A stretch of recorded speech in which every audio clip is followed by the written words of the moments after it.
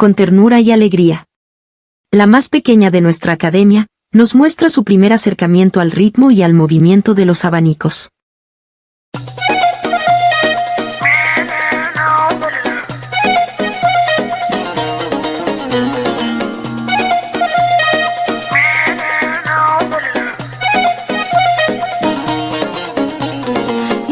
Habibi, yalla habibi, nechun bugun ko'zlaring zabunli,